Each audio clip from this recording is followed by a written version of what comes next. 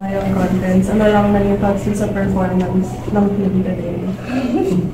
Um, Medyo okay naman siya.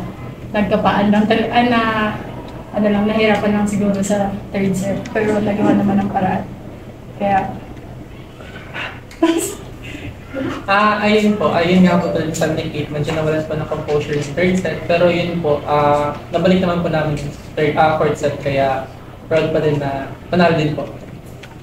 Sa inyong dalawa, gaano kalaking bagay ito na nakakakuha na kayo ng wins para sa pagdating ng next season magtuloy-tuloy?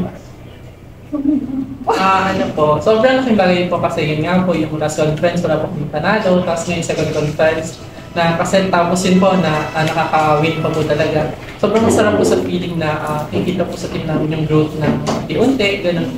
Kahit pa isa-isa pong set, tapos nagiging win, sobrang sarap po sa feeling na nakikita po namin yung team namin na papunta na po dun sa puro panalo at gano'n. yun ang pakipis. Hindi, ano po, nakaka-boost din siya ng confidence, ng morale especially. Kasi dati, di ba, parang hindi talaga kami nakakuha ng set. So, parang unti-unti, one step at a time, sabi nga ni Coach, na at least may progress kami. Kaysa naman yung nagdahan-dahan kami pero wala na. Last game. Next game. Ilo-ilo. Ayun, gano'n lang kayo ka-eager na tapusin yung season nyo na win-win.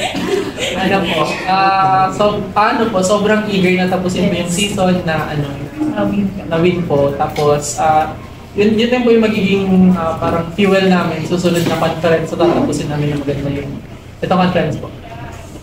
Yes. Ayun na.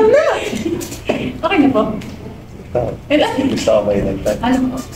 Yun nga, sabi niya na parang mas makakatulong sa team namin na makuha din yung win in the end of the season. Para din alam namin kung saan, hanggang saan na kami. Kung saan na kami.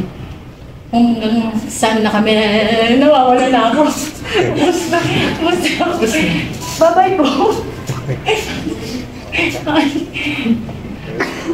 Thank you. Congrats.